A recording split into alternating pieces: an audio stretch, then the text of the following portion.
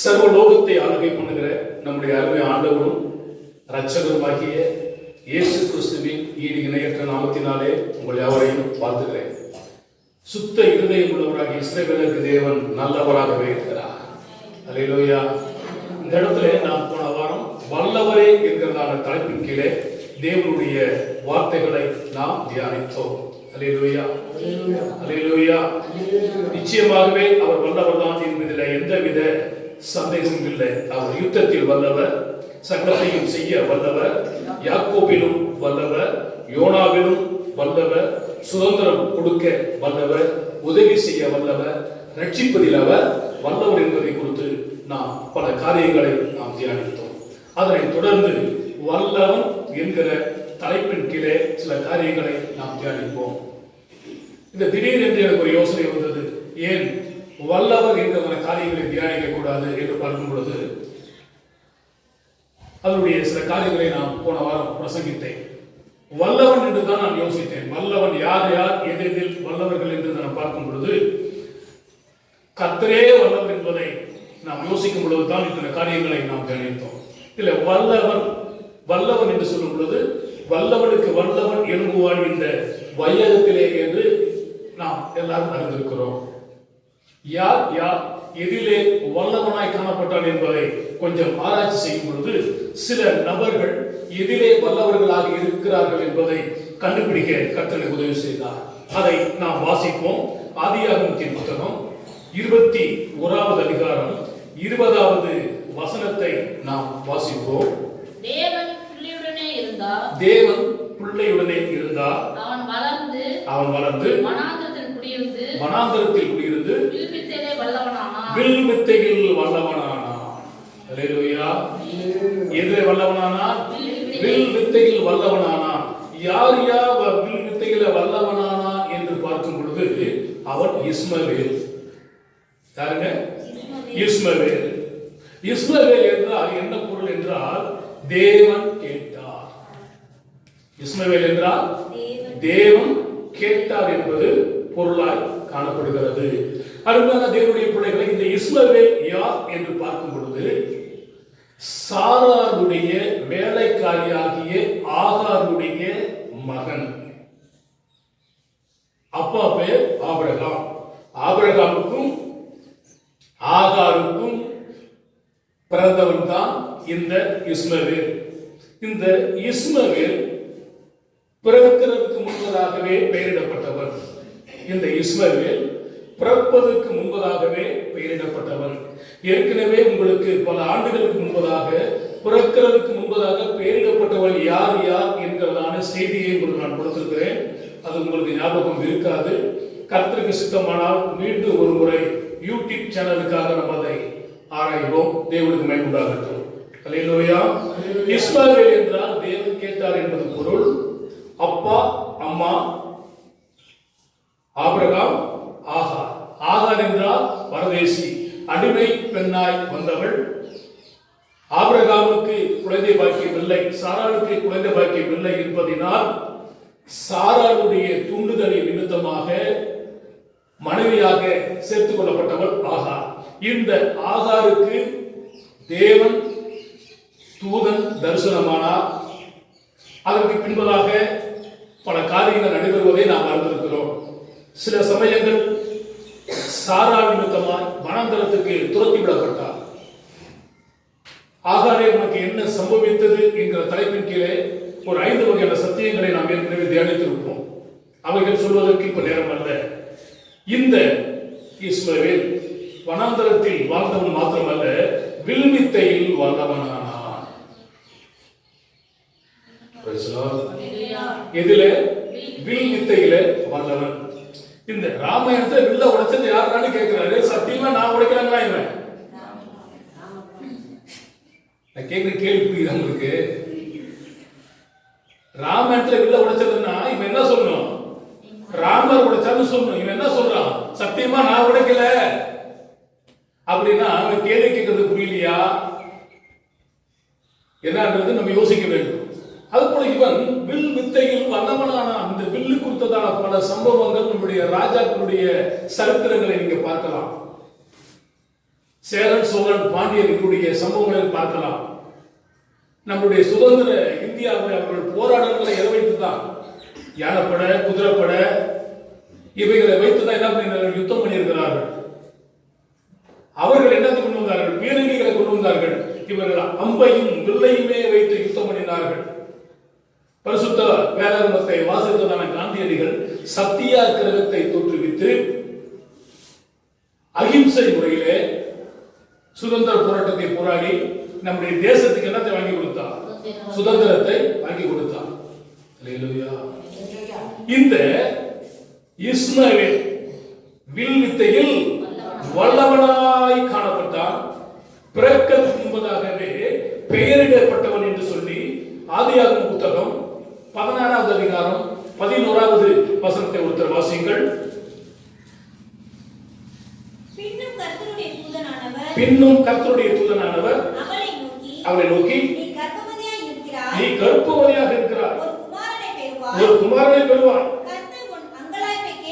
கர்த்தர் உன் அங்கலாய்ப்பை கேட்டபடியினால் அவனுக்கு இஸ்மவேல் என்று பெயரிடுவாயாக. அல்லேலூயா, அல்லேலூயா. நீ கர்ப்பவதியாக இருக்கிறாய். காரணம், இந்த அம்மா கர்ப்பவதி ஆன உடனேயே தன்னுடைய நாச்சியாரை, எஜமாட்டியாகிய சாராளை அற்பமாக எண்ணினார். உனக்கு பிள்ளை இல்லாத மரடி அற்பமாக எண்ணினார். அவர் பிள்ளை இல்லாதபடியினால்தான் தன்னுடைய வேலைக்காரிக்காக ஒரு சந்ததி உண்டானா நம்முடைய வசனம் துளிர்காதா என்று விசுவாசத்தின் அடிப்படையில் அவள் இந்த காரியத்தை செய்தால், இவரோ கர்ப்பவதி ஆன பிறகு அவளை அற்பமாக எண்ணினார். அதனால இந்த அடிமை பெண்ணை என்ன பண்ணிடு, துரத்தி விடு. நீங்க பைபிள்ல படிக்கும் பொழுது அதிகாலையிலே ஆபிரகாம் எழுந்து ஒரு துருத்து தண்ணீரை கொடுத்து அப்பத்தை கொடுத்து பிள்ளையை கொடுத்து என்ன பண்ணிட்டாரா, துரத்தி விட்டார். அவர் பேர் சபாவின் குணாந்தத்துல போய் அழைந்து திருந்தாலும் படிக்கிறோம். சில சமயங்களிலே நமது வாழ்க்கையிலே சிறிய காரியங்கள் வந்த பிறகு தலக்கால் புரியாமல் என்ன பண்ணுகிறார்கள், ஆடிக்கொண்டிருக்கிறார்கள். பெருமை என்பது கர்த்தருக்கு விரோதமான செயல். பெருமை உள்ளவனுக்கு கர்த்தரே என்ன பண்றாராம், எதிர்த்தளிக்கிறார். தாழ்மை உள்ளவனுக்கோ கிருபை அளிக்கிறார் என்று சொல்லப்பட்டிருக்கிறது. இந்த ஆகாருக்கு பெருமை வந்தது. நான் பாக்கியவதி, என்னை எல்லாரும் பாக்கியவதிகள் என்று சொல்வார்கள் என்று சொல்லி நினைத்தார். ஆனால் வீட்டை விட்டு என்ன பண்ணினார், துரத்தப்பட்டார். அங்கே அழைந்து திரியும் பொழுதுதான் தேவ தூதன் தரிசனமாகி, நீ கர்ப்பவதியாக இருக்கிறாய், அந்த கர்ப்பத்திலிருந்து பிறக்கிறதுக்கு நீ என்ன பண்ணு, இஸ்மவேல் என்று பெயரிடு. இஸ்மவேல் என்றால் தேவன் கேட்கிறார். அப்போ தேவன் அந்த அழுகையின் சத்தத்தை, குமரனின் சத்தத்தை கேட்டார். அவருடைய சம்பவம் தெரியும். பிள்ளை சாவதை நான் பார்க்காமல் இருக்கும்படிக்கு அம்பு பாயும் தூரத்தில் போய் கதறி அழுதாள் என்று நம்ம வேதாகமத்தில் படிக்கிறோம். அப்பொழுதுதான் தேவதூதன் தரிசனமாகி, ஆகாரே உனக்கு என்ன சம்பவித்தது, பயப்படாதே என்று சொல்லி தேற்றுவதை நாம் பார்க்கிறோம். அப்பொழுது தான் அங்கே வனாந்தரத்திலே ஒரு தண்ணீர் துறவு உண்டாக்கப்பட்டு அவர்கள் தாகம் தீர்க்கப்பட்டது. அந்த நதிக்கு பெயர் தான் ஜம்ஜம் நதி. அது இன்று அளவும் இஸ்லாமியர்கள் புனித தண்ணீராக மெக்கா மதீனாவுக்கு போயிட்டு பாட்டில் அடைத்துக் கொண்டு வருகிறார்கள். அருமையான தேவனுடைய பிள்ளைகளே, இந்த இஸ்மவேல் என்றால் தேவன் கேட்கிறார். இந்த இஸ்மவேல் பிறந்த பொழுது ஏறக்குறைய 86 வயது உள்ளவனாய் ஆபிரகாம் இருந்தான் என்று சொல்லி ஆதியாகமம் 16வது அதிகாரம் 16வது வசனத்தை நாம் வாசிக்கலாம். ஆதியாகமம் 16:16. ஆபிரகாம் ஆகாருக்கு இஸ்மவேலை பெற்ற பொழுது ஆபிரகாம் 86 வயது உள்ளவனாக இருந்தார். அந்த காலத்தில் 86 வயது என்பதெல்லாம் பெரிய ஒரு காரியங்கள் அல்ல. 40 வயதுக்கு மேலத்தான் திருமணமே அவர்களுக்கு நடைபெறும். ஆனா இந்த காலத்தில் 40 வயது வரை வாழ்வதே பெரிய சாதனையாக இருக்கிறது. நம்ம ஜெபிக்க வேண்டும், பலத்தினால் 70, பலத்தின் மிகுதியினால் 80 வருடமாக நான் வாழ வேண்டும் ஆண்டவரே. ஹல்லேலூயா. துன்மார்க்கன் தான் பாதியில செத்து போயிடுவானா. நிறைய பேர் விபத்துல, இந்த ஒரு வாரத்துக்குள்ள 5-6 விபத்துக்களை நான் பார்த்தேன். ஆனால் ஒருவரும் மறிக்கவில்லை. ஆனால் மோட்டர் பைக்கில் போனவர்கள் எல்லாம் தவறான பாதைகள் போனபடியால் லாரியில் மாட்டிருக்கிறான். காருக்கு கார் மோதல், பைக்கோடு பைக்கு மோதல். துன்மார்க்கனுக்கு தான் சடுதியில மரணம் வரும், நீதிமான் நித்திய கீர்த்தி உள்ளவன். அல்லேலூயா. நம்ம சீக்கிரமா இறந்து விடக்கூடாது. நம்ம வாழணும், வாழையை வாழணும். உன் பிள்ளைகளையும் பிள்ளைகளின் பிள்ளைகளையும் நீங்கள் காண வேண்டும். அல்லேலூயா. அதுதான் பாக்கியம் என்று வேதம் கூறுகிறது. இவன் பிறக்கும் பொழுது ஆபிரகாம் 86 வயது உள்ளவனாக இருந்தான் என்று வேதம் தெளிவாக சொல்கிறது. இவன் பிறந்த பிறகு சாராளுக்கு கர்த்தர் ஒரு பிள்ளை கொடுக்கிறார். அந்த பிள்ளைக்கு பேரு ஈசாக். ஈசாக் என்றால் நகைப்பு, சந்தோஷம், மகிழ்ச்சி என்பது பொருள். அது ஒரு கோத்திரம். இப்போ நம்ம இஸ்மவேலை தான் பார்த்து கொண்டு வருகிறோம். இந்த இஸ்மவேல் யாருடைய பிள்ளை?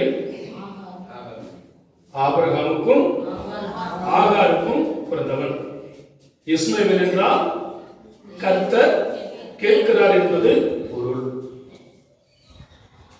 பாரம்பரியத்தின்படி அரேபியர்களுக்கு கோத்திர பிதாவாக இருக்கிறார். யாருக்கு? அரேபியர்களுக்கு கோத்திர பிதாவாக இருக்கிறார்.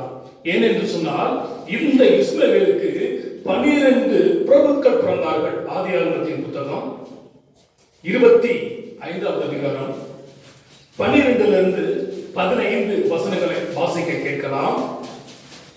சாராளுடைய அடிமை பெண்ணாகிய எகிப்து தேசத்தாலான ஆகார், சாராளுடைய அடிமை பெண்ணாகிய எகிப்து தேசத்தாலாகிய ஆகார் ஆபிரகாமுக்கு பெற்ற குமாரனாகிய இஸ்மவேலின் வம்ச வரலாறு, இஸ்மவேலுடைய வம்ச வரலாறு, பற்பல சந்ததிகளாய் பிரிந்த இஸ்மவேலின் புத்திரருடைய நாமங்கள் ஆவன, இஸ்மவேல் புத்திரர்களுடைய நாமங்கள் யாவன? இஸ்மவேலுடைய மூத்த மகன் நபயோ, பின்பு கேரார், அத்பியேல், நிப்சாம், மிஸ்மா, கூமா, மாசா, ஆதார், தேமா, எத்தூத், நாபிஸ், கேத்மா என்பவைகளே. இந்த 12 பேருக்கும் இந்த இஸ்மவேல் தான் கோத்திர பிதா. அல்லேலூயா. அப்பா ஒருத்தர் தான், அம்மா 2 பேர். இப்போ சாராள் என்பது ஒரிஜினல். இந்த அம்மா ஆகார் வேலைக்காரி. எனவே இஸ்மவேலருக்கும் சின்ன ஒரு மன போராட்டம் இருக்கிறது. என்ன போராட்டம் என்று சொன்னால், இஸ்ரவேலர்களை விட இஸ்மவேலர்கள் சற்று தரம் தாழ்ந்தவர்கள். ஏன் தரம் தாழ்ந்தவர்கள் என்று எண்ணுகிறார்கள் என்று சொன்னால், என்னுடைய தாய் எஜமாட்டி, உன்னுடைய தாய் வேலைக்காரி. இந்த ஒரு பாகுபாடு இந்த நாள் வரையிலும் வந்து கொண்டுதான் இருக்கிறது. இந்த வேதாகமத்திலே நீங்கள் சில காரியங்கள் அறிந்து கொள்ள வேண்டும் என்பதற்காகத்தான் இதை நான் உங்களுக்கு என்ன பண்ணுகிறேன் சொல்லுகிறேன். எபிரேயர்கள் இஸ்மவேலர்களை தீண்ட தகாதவர்களால் என்ன பண்ணுகிறார்கள்? எண்ணுகிறார்கள். பல்வேறு கிராமங்களிலே சிலரை உயர் ஜாதி என்றும் சிலரை தாழ்ந்த ஜாதி என்றும் வைத்திருப்பதை நீங்கள் அறிந்திருக்கிறீர்கள். சில இடங்களிலே செருப்பு போடக்கூடாது, சில இடங்களிலே சட்டம் போடக்கூடாது, சில இடங்களிலே துண்டை கட்டிக்கிட்டு ஐயா சாமி என்று வணங்க வேண்டும் என்று சொல்லி அடிமைப்படுத்தி வைத்திருப்பார்கள். எனவே இந்த நிலைமைகள் எல்லாம் மாறுவதற்காக தான் ஆண்டவராகிய இயேசு கிறிஸ்து இந்த பூமிக்கு வந்தார். இஸ்ரவேலருக்கும் இந்த நாள் வரையிலும் தொடர்ந்து யுத்தங்கள் நடந்து கொண்டு தான் வருகிறது. ஆதியாகமத்தின் புத்தகம் 21வது அதிகாரம் 12வது வசனத்தை நீங்கள் வாசித்து பாருங்களேன். அப்பொழுது தேவன் ஆபிரகாமை நோக்கி அந்த பிள்ளையையும் உன் அடிமை பெண்ணையும் குறித்து சொல்லப்பட்டது, உனக்கு துக்கமாக இருக்க வேண்டாம், ஈசாக்கினிடத்தில் உன் சந்ததி விலகும், ஆதலால் சாராள் உனக்கு சொல்வதை எல்லாவற்றையும் கேள். ஆண்டவர் என்ன சொல்லிட்டாரு? சாராள் உன் மனைவி என்ன சொல்றாளோ அதை கேளு. அன்பு பெண் அந்த பிள்ளைய பத்தில நான் பார்த்துக்கிறேன், உனக்கு கவலை வேண்டாம். அந்த கோத்திரத்தை கர்த்தர் ஆசீர்வதித்தார். 12 பிரபுக்களை கர்த்தர் உண்டாக்கினார். அவர்கள் இந்த உலகம் முழுவதும் ஆசீர்வாதமாக வாழ்கிறார்கள். ஆண்டவர் சொன்னார், உலகம் முழுவதும் அவனுக்கு விரோதமாக எழும்புவோம், அவன் உலகம் முழுவதுக்கு விரோதமாக எழும்புவான். இது உலக சொல்ல நடக்குதா இல்லையா? நடந்துகிட்டு இருக்கு. இந்த இஸ்மவேல் பல்வேறு இடங்களில் என்ன பண்ணினார்? பிரிந்தார்கள். பிரிந்து அவருடைய ஜெனரேஷன் என்ன பண்ணுது? பெருகிடுச்சு. அப்படி பெருகும் பொழுது இந்த இஸ்மவேல் வம்சத்துல தான் ஏசா போய் பெண்ணெடுக்கிறான். ஒரு வசனத்தை வாசித்து பாருங்கள். ஆதியாகமத்தின் புத்தகம் 36வது அதிகாரம் 3வது வசனம். இஸ்மவேலின் குமாரத்தையும் நெபயோத்தின் சகோதரியுமான பஸ்மாத்தையும் விவாகம் பண்ணியிருந்தான். இப்போ இஸ்மவேல் ஜெனரேஷன்ல போய் தான் யாரு பெண் எடுக்கிறா? ஏசா பெண் எடுக்கிறான். ஆனால் அது அவருடைய அப்பா அம்மாவுக்கு கூட பிடிக்கல. ஏன்னு கேட்டீங்கன்னா, இவர்கள் யாக்கோபு மேல பிரியமாக இருக்கிறார்கள், என் மேல பிரியமாக இல்ல. எனவே இன்னும் அவங்களை கஷ்டப்படுத்தணும், இன்னும் அவங்களை வேதனைப்படுத்தணும் அப்படி என்பதற்காக தேவன் விரும்பாத இடத்துல போய் இவன் என்ன பண்றான்? இஸ்மவேல் சந்ததியில பெண்ணை எடுத்து அவன் வாழ்க்கையை வாழ்கிறான். அவன் ஒரு கோத்திரங்களுக்கு அவன் பிதாவாக மாறுகிறான். அது வேற விஷயம். இப்போ இந்த இஸ்மவேலுடைய காலங்களை நீங்கள் பார்க்கலாம். இந்த யாக்கோபு உடைய அண்ணன் ஏசா. யாக்கோபுக்கு எத்தனை பிள்ளைகள் பிறக்கிறார்கள்? இதுல ஒருவன் தான் யோசேப்பு. இந்த யோசேப்பை ஒரு வசனத்தை வாசித்து பாருங்கள். ஆதியாகமத்தின் புத்தகம் 37வது அதிகாரம் 27வது வசனம். ஆதியாகமம் 37:27. அவனை இந்த இஸ்மவேலருக்கு விற்று போடுவோம், வாருங்கள், நமது கை அவன் மேல் படாதிருப்பதாக, அவனுடைய சகோதரனும் நம்முடைய மாம்சமுமாக இருக்கிறானே என்றார். அவன் சகோதரர்கள் அவன் சொன்னதுக்கு இணங்கினார்கள். இங்கே நீங்கள் பார்க்கும் பொழுது எகிப்துக்கு யோசேப்பு போகிறான். ஆனால் அந்த எபிரேயர்கள், யோசேப்புடைய உடன் பிறந்தவர்கள் யாருக்கிட்ட வித்து போறான்னு கேட்டீங்கன்னா, இஸ்மவேலர் கையில 20 காசுகளுக்காக என்ன பண்றாங்க? வெற்றுப்படுகிறார்கள். இஸ்மவேலர் கைகளில் இருந்து தான் பார்வோனுடைய அரண்மனையில வேலை செய்கிறதால போர்த்திபார் வாங்குகிறான். அங்கு போர்த்திபார் வீட்டிலே குற்றம் சாட்டப்பட்டபடியால் தான் சிறைச்சாலைக்கு செல்கிறான். சிறைச்சாலையில அதிபதி இவன் உண்மை உள்ளவன் என்பதை கருந்து சிறைச்சாலையுடைய அத்தனை காரியங்களை ஒப்புவிக்கிறான். அங்கே தான் சுயபாவிகளின் தலைவனுக்கு சொப்பனம், பானபாத்திரக்காரனுடைய சொப்பனங்கள் வருவதற்கு அதற்கு இவன் விளக்கம் கொடுக்கிறான். அந்த விளக்கத்தின்படியே நடக்கிறது. சுயம்பாவிகளின் தலைவனை 3 நாளில் தூக்கி போட்டு கொண்டுகிறார்கள். பானபாத்திரக்காரனுடைய தலையை 3 நாட்கள் உயர்த்துகிறார்கள். இவன் போகும் பொழுது, நீ வாழ்ந்திருக்கும் பொழுது என்னை நினைத்துக்கொள் என்று சொன்னான். அவனோ பானபாத்திரக்காரனோ மறந்து போனான். சில காலங்கள் ஆன பிறகு எகிப்தின் ராஜாவுக்கு சொப்பனங்கள் வருகிறது. சாவியான கதிர்கள், பசுமையான கதிர்கள், செழிப்பான மாடுகள், புஷ்டி இல்லாத மாடுகள். இதற்கு விளக்கம் சொல்ல ஒருவனாக முடியாமல் போனதான் பானபாத்திரக்காரன் அப்பொழுது நினைவுபடுத்துகிறான். எகிப்து எபிரேய பிள்ளையான ஒருவன் சிறைச்சாலையில் இருந்தான். அவன் சொன்னதெல்லாம் நடந்தது. எனவே அவனை கூப்பிட்டால் உங்களுடைய சொப்பனத்துக்கு விளக்க கிடைக்கும் என்று சொல்லும் பொழுது, அந்த ஒரே இரவிலே சிறைச்சாலையிலே கைதியாக இருந்தவன் ஒரே நாளிலே சவரம் பண்ணப்பட்டு அவனை பியூட்டி பார்லருக்கு கொண்டு போயிட்டு நல்ல சரிப்படுத்தி நல்ல மாற்று வசனங்களை கொடுத்து ராஜா என்பதாக இருக்கிறார். இதற்கு காரணம் என்ன? இஸ்மவேலர்கள் விலை 20 காசு கொடுத்து வாங்கிட்டு போயிட்டு அங்க எவ்வளவு கொடுத்தாலும் அது சொல்லப்படவில்லை. இவன் 20 காசு கொடுத்துட்டான், அவங்கள்ட்ட இருந்து போட்டி பாருங்க அப்படின்னா வாங்கினா. இப்படி அடிமையாய் போனவன், அடிமையாய் போன யோசேப்பை தேசத்து அதிபதியாக்கினதும் நான். அன்று அடிமையாய் போன யோசேப்பை தேசத்து அதிபதியாக்கினதும் நான்.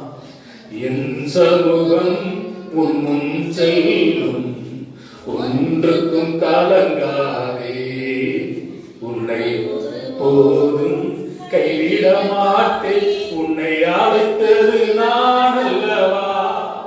அன்று அடிமையாய் போனதான இந்த யோசேப்பை விலை கொடுத்து வாங்கி கொண்டு போனவர்கள் இஸ்மவேலர்கள். அல்லேலூயா. இந்த இஸ்மவேலுடைய காலங்கள் ஆதியாகமம் 25:17. இஸ்மவேலின் வயது 137. பின்பு அவன் பிராணன் போய் மரித்து. அப்ப இவன் இந்த உலகத்துல எவ்வளவு நாள் வாழ்ந்திருக்கிறான்? 137 வருடங்கள் வாழ்ந்திருக்கிறான். அதுக்கு பின்பு அவன் என்ன பண்ணிட்டான்? மரித்து போயிட்டான். ஆனா இவனுடைய மக்கள் உலகம் முழுவதுக்கு இருக்கிறார்கள். உலகம் முழுவதும் அவர்களுக்கு விரோதமாக எழும்புகிறது, எல்லாத்துக்கும் விரோதமாக இவன் எழுந்து கொண்டிருக்கிறான். சரி, இஸ்மவேல் என்றால் கர்த்தர் கேட்டார். கர்த்தர் எவைகளெல்லாம் கேட்கிறார் அவைகளை சற்று தியானிப்போம். சங்கீதம் 69:33.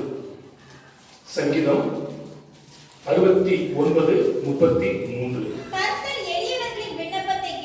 கர்த்தர் எளியவர்களின் விண்ணப்பத்தை கேட்கிறார், கட்டுண்ட தம்முடையவர்களை அவர் புறக்கணியார். அவர் விண்ணப்பத்தை கேட்கிறார். அல்லேலூயா. இஸ்மவேல் என்றால் தேவன் கேட்கிறார் என்பது பொருள். எவைகளை கேட்கிறார் என்கிறதான ஒரு கேள்வியை எழுப்புவோம் என்று சொன்னால் அவர் ஜெபத்தை கேட்கிறதான தேவன். அவர் ஜெபத்தை எளியவர்களின் ஜெபத்தை தள்ளாத தேவன், அவர்களை திக்கற்றவர்களாய் விடாத தேவன், ஜெபத்தை கேட்கிறதான தேவன். நீதிமொழிகள் 15வது அதிகாரம் 29வது வசனம். துன்மார்க்கனுக்கு கர்த்தர் தூரமாக இருக்கிறார், துன்மார்க்கனுக்கு கர்த்தர் தூரமாக இருக்கிறார், நீதிமான்களின் ஜெபத்தையோ கேட்கிறார். அல்லேலூயா. நீதிமான்களின் ஜெபத்தையோ கேட்கிறார். பலர் ஜெபித்திருக்கிறார்கள். தானியேல் ஜெபித்திருக்கிறார் சிங்கக்கபிகளில் இருந்து. யோனா மீன் வயிற்றிலிருந்து ஜெபித்திருக்கிறார். அண்ணா ஆலயத்திலிருந்து ஜெபித்திருக்கிறார். எஸ்தர் உபவாசமிருந்து ஜெபித்திருக்கிறார். தாவீது பலமுறை ஜெபித்திருக்கிறார். சவுல் ஜெபித்திருக்கிறார். சாமுவேல் ஜெபித்திருக்கிறார். பேதுரு ஜெபித்திருக்கிறார். நீங்கள் நான் ஜெபித்துக் கொண்டுதான் இருக்கிறோம். அல்லேலூயா. ஜெபத்தை கேட்கிறார். Praise God. அல்லேலூயா. ரேடியோவை கண்டுபிடித்ததான மார்க்கோனி என்பவர் கடவுள் நம்பிக்கை இல்லாத மனிதனாய் வாழ்ந்து ஒரு விஞ்ஞானியாக திறந்து ரேடியோவை கண்டுபிடித்தார். ரேடியோவை கண்டுபிடித்த பிறகு அந்த ரேடியோவினுடைய அலைவரிசைகளின்படி வைக்கும் பொழுது, உதாரணத்துக்கு சென்னையில் இருக்கும் பொழுது அவைகளை திருச்சியில கேட்க முடிகிறது, நாகர்கோயில கேட்க முடிகிறது, ஊட்டியில கேட்க முடிகிறது, கும்பகோணத்தில் கேட்க முடிகிறது. அப்பொழுது அவர் சொன்னார், ஆண்டவர் ஜெபத்துல கேட்க மாட்டார் என்று நான் சொன்னேன். ஆனால் நான் கண்டுபிடித்ததான இந்த ரேடியோவே நான் இங்க இருக்கும் பொழுது பல ஆயிரம் மைல்களுக்கு அந்த பக்கம் போகும்பொழுது அதை கேட்கிறது என்று சொன்னால், பூமியில செய்யப்படுகிற ஒவ்வொரு ஜெபத்தையும் கர்த்தர் கேட்கிறார். அல்லேலூயா. அவர் ஜெபத்தை கேட்கிற தேவன் என்று அவர் உறுதிமொழி கொடுத்தார். எனக்கு அன்பான தேவனுடைய பிள்ளைகளே, இஸ்மவேல் என்றால் தேவன் கேட்கிறார். ஆனா எதையெல்லாம் தேவன் நம்மிடத்துல எதிர்பார்க்கிறார், நம்மிடத்துல எதையெல்லாம் அவர் கேட்கிறார் என்று சொன்னால், முதலாவதாக நம்முடைய ஜெபத்தை அவர் கேட்கிறவராக இருக்கிறார். நம்ம செபிக்கக்கூடியவர்களாய் மாற வேண்டும். இயேசு கிறிஸ்து கூட ஜெபத்தை கற்றுக் கொடுத்தார். பல மண்டலங்களில் இருக்கிற எங்கள் பிதாவே என்று சொல்லி எப்படி ஜெபிக்க வேண்டும் என்று சொல்லி ஜெபத்தை கற்றுக் கொடுத்தார். இக்கட்டு நேரங்களிலே நாம் ஜெபிக்கிறதான எல்லா ஜெபத்தையும் கர்த்தர் கேட்கிற தேவனாக இருக்கிறார். ஹல்லேலூயா. ஆகா, அழுது புலம்பி ஜெபிக்கிறதான வேலைகளில் தான் கர்த்தருடைய தூதர் வரும் பொழுது, என்னை கண்டவரை நான் இவ்விடத்தில் கண்டேன், நீர் என்னை காண்கிற தேவன் என்று நம்ம பெயரிட்டார். Praise the Lord. நம்முடைய ஜெபத்தை கேட்கிறவர், நம்முடைய ஜெபத்தை தள்ளாத தேவன்.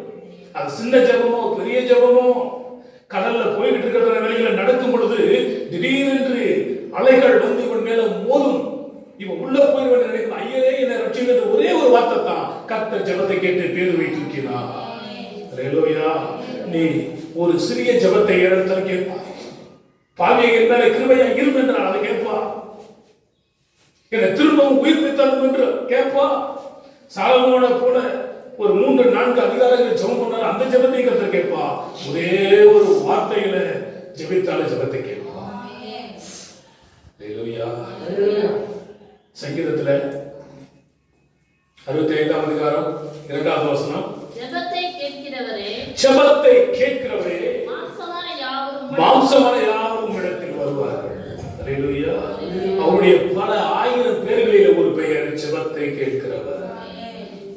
என்ன பேரா? ஜெபத்தை கேட்கிறவர். ஹல்லேலூயா. ஹல்லேலூயா. உங்கள் ஒவ்வொரு ஜெபத்தை கேட்கிறார். எலியாவின் ஜெபத்தை கேட்டா,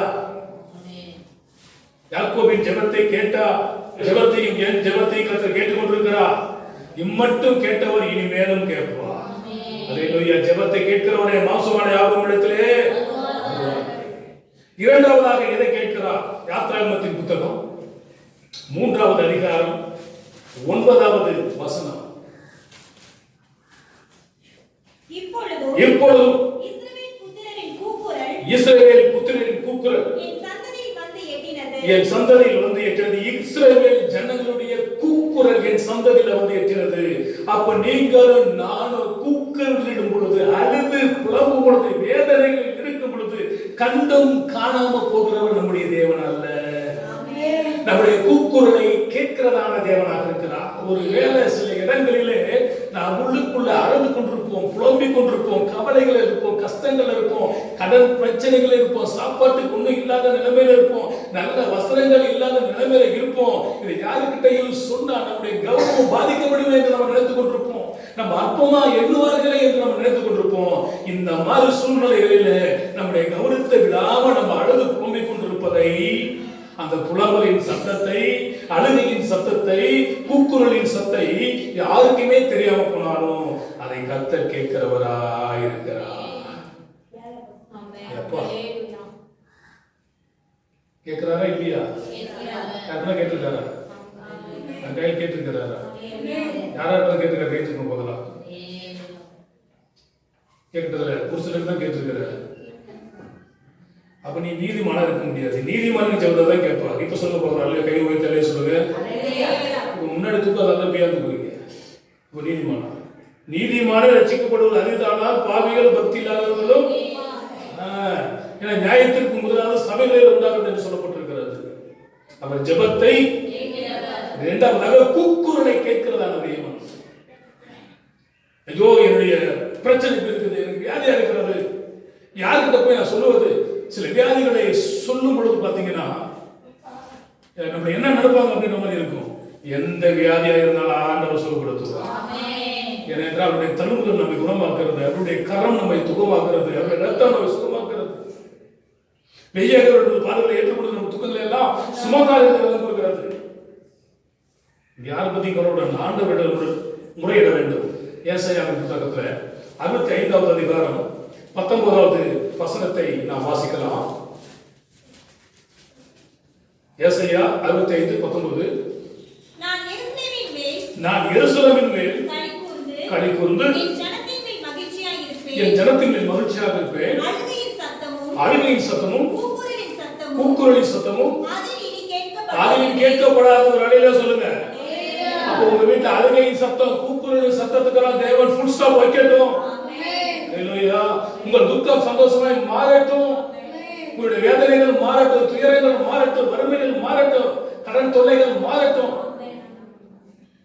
உங்க கூக்குரலில் சத்தம் இனி ஹல்லேலூயா. உங்க கூக்குரலில் சத்தம் இனி கேட்கக்கூடாது. மூன்றாவதாக தேவன் எதை கேட்கிறார்? நீதிமொழிகள் 23வது அதிகாரம் 26வது வசனம். என் மகனே, உன் இருதயத்தை எனக்கு தா. உன் இருதயத்தை எனக்கு தா. கண்கள் என் வழியை நோக்குவதாக. உன் கண்கள் என் வழியை நோக்குவதாக. மூன்றாவதாக எதை கேட்கிறா? உன் இதயத்தை எனக்கு தா. எதை தா? உன் இதயத்தை தா. ஏனென்று சொன்னால் இதயம் தான் கிறுக்குள்ளது, கேடுள்ளதுமாக இருக்கிறது. இந்த இதயத்தை தான் என்ன பண்ண முடியல, கொடுக்க முடியல. ஒரு தாய் போய் கேட்கிறாங்க, என் பையனுக்கு சூழ்நிலைகள் சரியில்லை, பிரச்சனையா இருக்குது, என்ன பண்ணலாம்? அவர் சொல்றாரு, இப்ப பையனுக்கு என்ன வயசு? 21 வயசு, இன்னும் 5 வருஷம் ஏழை பிடிச்சிருக்குறான். ஏன்னு கேட்டா, இப்ப அப்படிதான் இருப்போம். ஊர் உலகத்துக்கு தெரியும், அங்க சுத்துறது, இங்க சுத்துறது, காலேஜில் சுத்துறது, ஸ்கூல்ல சுத்துறது, எல்லாம் இப்படிதான் பிரச்சனை வரதான் செய்யும். அந்த 5 வருஷம் படிச்சுன்னா 5 வருஷத்துல என்ன ஆயிடும்? கல்யாணம் ஆயிடும். அப்ப அந்த பிரச்சனை வராது. உடனே இவங்க என்ன சொல்றாங்கன்னா, அந்த சாமியார் கிட்ட போனேன், அவர் சொன்னபடியே என் வாழ்க்கையில நினைச்சு, எனவே அங்க போனாங்க. இந்த வயசுல இருக்கிற எல்லா குடும்பங்களும் பிரச்சனை வரதான் செய்யும். ஆனா அப்படியே அவருடைய பிள்ளைகளை சரிப்படுத்தி சர்ச்சுக்கு கொண்டு வந்துட்டா, நீங்க எந்த சாமியார்கிட்டும் போக வேண்டியதில்லை, எந்த பூசாரிகிட்டையும் போக வேண்டியதில்லை, எந்த குறி சொல்றவனையும் போக வேண்டியதில்லை. ஏனென்ற கர்த்தருக்கு பயப்படுவது ஞானத்தின் ஆரம்பம். அங்க இதயத்தை கொடுக்கிறவன் கர்த்தர் இதயத்தை கொடுத்துருவோம். அல்லேலூயா. ஐயா உண்மைதான ஐயா? இன்னைக்கு ஊர்ல போயிட்டு உன்னை நான் நேசிக்கிறேன், ஐ லவ் யூன்றான், என் பிரியமேன்றான், என் ரூபவதி ஏன்றான், உன் அழகுல நான் மயங்கிட்டேன்றான். அப்படிதான் ஒருத்தர் பார்த்து ஒருத்தர் கல்யாணம் பண்ணான். அப்பா மட்டும் சொல்றாங்க எவ்வளவு சொல்றாங்க, வேண்டாம் அந்த பொண்ணு வேண்டாண்டா, இந்த பொண்ணு தான் நான் கட்டிக்கணும். பாஸ்டர் சொல்றாரு வேண்டாண்டா. இல்ல, எனக்கு வாழ்க்கை என்றால் அடைந்தால் மகாதேவி, இல்லாவிட்டால் மரணதேவி, நான் வாழ்ந்தா இவரோட தான் வாழ்வேன்றான். 3வது நாள் வந்து நிற்கிறான், எனக்கு அந்த பொண்ணு வேணாண்டா. ஏன்டா? நானும் அப்பா சொன்னோம், பாஸ்டர் சொன்னாரு, இல்ல அவ சிரிப்பை பார்த்து நான் மயங்கிட்டேன். ஆனா அந்த பல்ல பார்த்தா செட்டு போட்டுருக்கிறாங்க, எனக்கு வேணாங்க முடியுமா? சிரிப்பை பார்த்து மயங்கிட்டாங்க. இப்ப அந்த பல்ல என்ன பண்ணலாம்? ஒட்டு பல்ல இருக்குது, வேணாங்க வாழ்க்கை வருமா? எனவே இதயத்தை யார்கிட்ட கொடுக்கணும்? தேவனிடத்தில் கொடுத்துடணும். ஆமே. பாட்டு போறோம், என் இதயம் யாருக்கு தெரியும், என் வேதனை யாருக்கு புரியும், என் தனிமை என் சோர்வுகள் யார் என்னை தேற்றுவார், யார் என்னை தேற்றுவார். புலம்பி பாடிக்கிட்டு வரவர் சொல்றாரு, என் இதயம் இயேசுவுக்கு தெரியும், என் வேதனை இயேசுவுக்கு புரியும், என் கவலைகள் என் சோர்வுகள் இயேசுவை தேற்றுவார், இயேசுவை தேற்றுவார், இயேசுவை தேற்றுவார், இயேசுவை தேற்றுவார். இதய இயேசுவுக்கு தெரியும். அதனாலதான் கேட்கிறார், உங்க இதயத்தை எனக்கு தான் கேட்கிறார். இதயத்தில் சுத்த உணவுகள் தான் பாக்கியவான்கள், அவர்கள் தான் தேவனை தரிசிப்பார்கள், அவர்கள் தான் தேவனுடைய புத்திரர்களாக இருப்பார்கள். இஸ்ரவேலின் துதிகளுக்குள் தான் அவர் வாசம் வருகிற தேவனாக இருக்கிறார். எனவே உங்கள் இதயத்தை கண்டவங்களுக்கு கொடுக்காம கர்த்தருக்கு கொடுத்துருங்க. அல்லேலூயா. நம்ம என்ன சொல்றோம்? எல்லாத்தையும் நான் கொடுக்கிற ஆண்டவரே, என் இதயத்தை மட்டும் கேட்காத ஆண்டவரே. ஒரு குளத்துல ஒரு முதலை வாழ்ந்தது, கணவன் மனைவியாக இருந்துச்சு. அங்க பாத்தீங்கன்னா நாவப்பழம் மரம், அழகான மரம் இருந்தது. அது வருஷம் முழுவதும் தப்பாம என்ன பண்ணிடுச்சு, பழங்களை கொடுத்துச்சு. அதுல குரங்கு ஒண்ணு வாழ்ந்துச்சு. இந்த குரங்கு என்ன பண்ணு கேட்டீங்கன்னா, அந்த பழத்தை சாப்பிட்டு சாப்பிட்டு சாப்பிட்டு சாப்பிட்டு சந்தோஷமா. அப்போ இந்த முதல்ல ஒரு நாள் கேட்டுச்சு, நண்பனே, நானும் எவ்வளவோ நாளவோ நான் காத்திருக்கிறேன், ஒரு பழமாக கீழே விழுமான்னு பார்க்கிறேன். ஒரு பழம் கூட என்ன பண்ணல, கீழே விழுகவே இல்லை. எனக்கு இது ஆக்சுவலி ஒரு பழம் கூட. அப்போ அந்த குரங்கு என்ன பண்ணுச்சுன்னா, அந்த பழங்களை பிடிக்க என்ன பண்ணும், கொடுக்கும். இது சாப்பிட்டுட்டு தன்னுடைய மனைவிக்கு சில பழங்கள் கொண்டு போய் கொடுக்கும். சில நாட்கள் இப்படி நடந்து கொண்டே இருந்தது. அப்படி இருக்கும் பொழுது இந்த முதல்ல சொல்லிச்சா, அந்த பக்கம் இன்னொரு மரம் இருக்குது, இங்க போலவே மரங்கள் இருக்கிறது.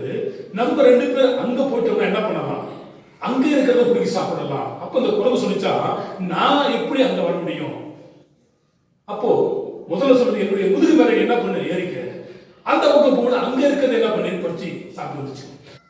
முதல்ல மேல குரங்கு போயிட்டு இருக்குது. அப்போ அந்த முதல்ல சொல்றது, நண்பனே, இன்னைக்கு நான் உனக்கு ஒரு தீர்வு செய்ய போறேன், என்னை தயவு செய்து மன்னிச்சிரு.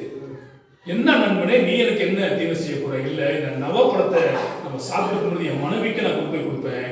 அவ சொன்னா, இந்த நவாப்பழம் இவ்வளவு ருசியா இருக்கும் பொழுது இதை அனுதினமும் சாப்பிட குரங்குடைய இருதயம் ரொம்ப நல்லா இருக்குமே, அதனால அந்த குரங்கை கொண்டு இதயத்தை கொண்டு வான்னு சொல்லியிருக்கிறா. அட முட்டாளே, குரங்கு சொல்லுது, அட முட்டாளே, இதை முன்னாடியே சொல்லியிருக்க கூடாதா? நான் வரும்பொழுது இதயத்தை கட்டி மரத்தை வச்சு வந்துட்டேன், இதயத்தை கலட்டி மரத்துல வச்சு வந்துட்டேன், நீ திரும்ப போய் எடுத்து வந்துருன்னு சொல்லிச்சான். அட பாவி, அப்படியா, வா போய் எடுத்து வரலான்னு சொல்லி போய் அப்பதான் மரத்துல ஏறி சொல்லிச்சான், நீ ஒரு முட்டாள், முதல்ல இதயத்தை யாராவது கட்டிக்க முடியுமா? என்ன கொள்ள நீ நினைச்ச, கர்த்தனை காத்துக்கிட்டார் அப்படின்னு ஒரு நன்றி விசுவாசம் அந்த குழந்தைக்கு இருந்துச்சு. எனவே நம்ம என்ன பண்றோம், கண்ட இடங்களில் போய் இதயத்தை கொடுக்காம கர்த்தர் இடத்துல இதயத்தை கொடுக்கணும். பைபிள் அதான் சொல்லுது, மகனே உன் இதயத்தை எனக்கு, எதை கேட்கிறா, உன் இதயத்தை எனக்கு தா. அல்லேலூயா. 4வது எதை கேட்கிறார்? மல்கியாவின் புத்தகம் 3வது அதிகாரம் 8-12 வசனம். மனுஷன் தேவனை வஞ்சிக்கலாமா? நீங்களோ இப்போ என்னை வஞ்சிக்கிறீர்கள் என்று ஆண்டவர் கேட்கிறார். மனுஷன் தேவனை வஞ்சிக்கலாமா? மனுஷன் தேவனை ஏமாற்றலாமா? மனுஷன் தேவனுடைய இடத்திடலாமா? நீங்களோ என்னை வஞ்சிக்கிறீர்கள். அதுல ஒரு கேள்வி, கீழே விழுந்தாலும் வீசில மண் ஒட்டாதபடிக்கு எதில நாம் வஞ்சிக்கிறோம் என்கிற ஒரு கேள்வி கேட்கிறார்கள். தசம பாகத்திலும் காணிக்கைகள் தான். எதுல வஞ்சிக்கிறாங்கன்னா தசம பாகமும் காணிக்கையிலையும் நீங்கள் வஞ்சித்தீர்கள். இந்த நம்ம காட்டூர்ல 2 ஹோட்டல் இருக்கிறது. சூர்யான்னு ஒரு ஹோட்டல் இருக்கிறது, ஜெயிலானின்னு ஒரு ஹோட்டல் இருக்கிறது. ஜெயிலானி ஹோட்டல்ல போய் சாப்பிட்டு சூர்யா ஹோட்டல்ல பில் கொடுக்க முடியுமா? கொடுக்க கூடாது. இல்ல பக்கத்துல இருக்குது, நான் சூர்யா ஹோட்டல்ல சாப்பிட்டுறேன், ஜெயிலானி ஹோட்டல்ல பில் கொடுக்கறேன்னு சொல்லலாமா? கொடுக்க கூடாது. அது போல ஒரு மனிதன் தேவனுடைய ஆலயத்துக்கு வந்தால் அந்த தேவனுடைய ஆலயத்துக்கு தான் காணிக்கை கொடுக்கணும், தசமபாகம் கொடுக்கணும். இங்க வந்துட்டு நம்ம வேற எங்கேயாவது நான் காணிக்கை அனுப்புறேன், நான் வேற எங்கேயாவது தசமபாகம் அனுப்புறோம் கூடாது, கூடவே கூடாது. அப்புறம் ஒழுங்கு இருக்கிறது. நாம் எங்கே வருகிறோமோ, எங்கே அப்பரசம் புசிக்கிறோமோ, எங்கே திருவிருந்து எடுக்கிறோமோ, எந்த ஆலயத்துல நாம் தேவனுக்கு பிரியமாய் வாழ்கிறோமோ அந்த இடத்துல தான், அது உங்களுக்கு ₹1 இருந்தாலும் சரி, ₹1,00,00,000 இருந்தாலும் சரி, காணிக்கைகளையும் தசம பாகங்களையும் அந்த ஆலயத்தில் நீங்க செலுத்த வேண்டும். அதை விட்டு இன்று முதல் நான் உன்னை ஆசீர்வதிப்பேன் என்று சொல்லி வீட்டில வசனங்களை தொங்க விடுவது முக்கியம் அல்ல. அந்த வசனம் ஏன் சொல்லப்பட்டிருக்கிறது என்று நீங்கள் வாசிக்கும் பொழுது, என்னுடைய வீடு பாழாய் கிடக்கும் பொழுது நீங்கள் மச்சிப்பாவனை வீட்டில் இருப்பது நலமா என்று சொல்லி தீர்க்கதரிசியின் மூலமாய் உரைக்கப்பட்ட பொழுது மக்கள் எல்லாரும் மனம் திரும்பி கர்த்தருக்கு என்று கொடுத்து ஆலயத்தை கட்ட அஸ்திபாரம் போட்ட அந்த நாளில் தானே இன்று முதல் நான் உங்களை ஆசீர்வதிப்பேன். ஆலயம் பாழாய் கிடக்கும் பொழுது ஆலயத்துக்கு செய்ய வேண்டியதை செய்யாம நம்ம எப்படி வேணுமானும் வாழ்வதும் பொழுது இன்று முதல் கர்த்தர் ஆசீர்வதிக்க மாட்டார். அந்த ஆலயம் எப்பொழுது கட்டப்படுவதற்காக நம்முடைய கரங்களை விரிக்கிறோமோ, எப்பொழுது கர்த்தருக்கு என்று கொடுக்கிறோமோ, அப்பொழுது தான் கர்த்தர் உங்களையும் உங்கள் வீட்டையும் ஆசீர்வதிக்குவார். வாசிங்க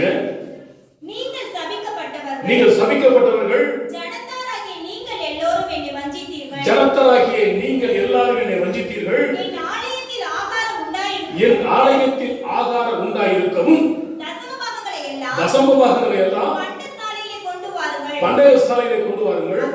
அப்பொழுது வானத்தின் பல கனிகளை திறந்து இடம் கொள்ளாமல் போகும் மட்டும்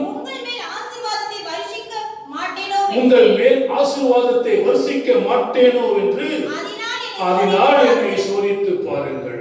அல்லேலூயா. ஆண்டவரையே சோதித்து பார்க்கணும்னா இருந்தா காணிக்கைகளினால் தசமபாகங்களை கர்த்தருக்கு கொடுக்கணும். டோல்கேட் கம்பெனி அப்படிதான் கொடுத்து இன்னைக்கு 90% கர்த்தருக்கு கொடுக்கறானா, அந்த 10% கூட என்ன பண்ண முடியல, செலவு பண்ண முடியல. ஓட்ஸ் கம்பெனி அப்படிதான், பாட்டா போடுற செருப்புல பாட்டா கம்பெனி அப்படிதான், பெரிய பெரிய கம்பெனிகள் எல்லாம் கர்த்தருக்கு கொடுக்க கொடுக்க கொடுக்க வானத்தின் பழக்கணிகளை திறந்து கர்த்தர் அவர்களை ஆசீர்வதிக்கிறார். ஆண்டவர் எதை கேட்கிறாரா? காணிக்கைகளையும் தசம பாகங்களையும் கர்த்தர் கேட்கிறார். ஒரு சில மேதாவிகள் சொல்லுவார்கள் தசம பாகங்கள் கொடுக்க கூடாது. சரியா பைபிளை படிச்சிருந்தாலும் கொடுக்கணுமா கொடுக்க கூடாதா என்பது தெரியும். ஏன் என்று சொன்னால் ஆசாரியர்களுடைய சம்பளமே இந்த காணிக்கை தசமபாகம் தான். வருகிறதான திருச்சபை மக்கள் காணிக்கையை தசமபாகத்தை கட்டாயம் கற்றுக் கொடுக்கணும். அப்படி காணிக்கையிலே தசமபாகத்திலே உண்மையாக இருக்கிறவர்கள் தான் இங்க வந்து கர்த்தரை பாடுறதோ ஆராதிக்கிறதோ துதிக்கிறதோ ஸ்தோத்திரம் பண்றதோ பங்கெடுக்கணும். ஏன்னா நீ அந்த நீ உண்மை இல்லாமல் நீ பாட்டு பாடி என்ன பண்றது, நீ பிரசங்கம் பண்ணி என்ன பண்றது? கிரியை இல்லாதது செத்து கொள்ள மாறிடும். அப்படி வந்து மக்களுக்கு மத்தியில உன்னை நீ பெருமைப்படுத்தி காட்ட நினைக்கிறாயே தவிர கர்த்தருக்குரிய கனத்தை என்ன பண்ண முடியல, செலுத்த முடியல. எனவே இந்த சப்ஜெக்ட் நான் எடுக்கிறது இல்லை, இன்னைக்கு அதை வந்துட்டதுனால தான் நான் உங்களுக்கு சொல்றேன். எனக்கு 20-25 வருஷத்துக்கு மேல இருக்கு நான் காணிக்கலாம் பேசி. ஏன்னா எனக்கு அது வந்து ஒரு பிடிக்காத ஒரு சப்ஜெக்ட் என்று சொன்னால் அது ஒரு சப்ஜெக்ட். ஆனால் கர்த்தர் அதை கேட்கிறார். எதை கேட்கிறார்? காணிக்கையும் தசம பாகத்தையும் கேட்கிறார்.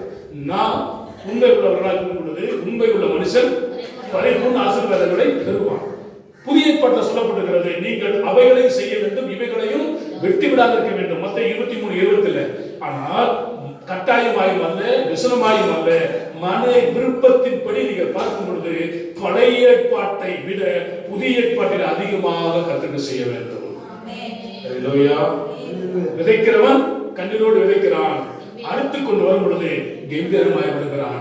இதிலே கர்த்தருக்கு என்று கொடுக்கிறதான விஷயத்திலே உங்கள் ஒவ்வொருவருக்கும் மனம் திரும்புதல் அவசியம். மனுஷன் தேவனை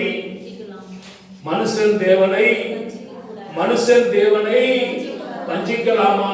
நீங்க வஞ்சிக்கிறீங்களா வஞ்சிக்கலையா, ஏமாத்துறீங்களா, நீங்க திருடனா இல்லையா என்பதை நீங்க தான் முடிவு பண்ணணும்.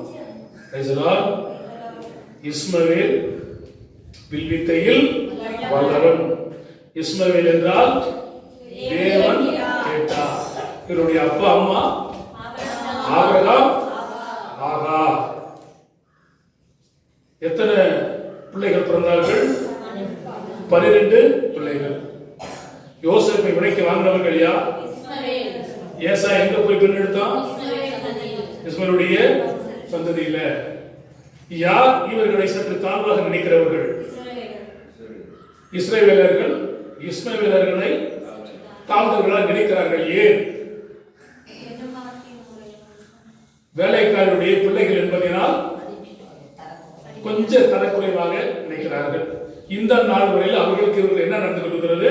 போராட்டங்களும் யுத்தமும் நடந்து கொண்டு இருக்கிறது. அதுக்கு ஒரு வசனத்தை நீங்க வாசிக்கலாம். 83வது சங்கீதம் 1-12 வசனம் வீட்டுல போய் வாசித்துங்க. 83வது சங்கீதம் 1-12 வசனம் வீட்டுல போய் வாசித்தீங்கன்னா அதனுடைய சம்பவங்கள் சொல்லப்பட்டிருக்கிறது. இவருடைய இந்த இஸ்மவேலுடைய ஆயுசு காலம் 137 வயதில் அவர் என்ன பண்ணார்? மரித்து போனார். இப்ப இஸ்மவேல் என்றால் தேவன் கேட்கிறார். எவைகளை கேட்கிறார்? 1 செபத்தை கேட்கிறார், 2வது கூக்குரலை கேட்கிறார், 3வதாக இருதயத்தை கேட்கிறார், 4வது காணிக்கைகளையும் தசமபாகங்களை கேட்கிறார். எனவே நாம் தேவனுக்கு பிரியமானவர்களாய் வாழ, உண்மை உத்தமாக இருக்க, விண்ணப்பத்தை கேட்கிற தேவனுக்கு, கூக்குரலை கேட்கிறதான தேவனுக்கு, காணிக்கை தசமபாகங்களை கேட்கிறதான தேவனுக்கு நம்முடைய இருதயத்தையும் தந்து அவருக்கு பிரியமாய் வாழ உங்களுக்கு எனக்கு கர்த்தர் உதவி செய்யட்டும். கண்கள் முழுவதும் கர்த்தரை பார்த்து செபிப்போம். தேவன் உங்களையும் உங்கள் வீட்டையும் ஆசீர்வதித்து நன்மைகளால் விட்டுவிடாமல் விடுவித்து வராங்க. ஆமென்.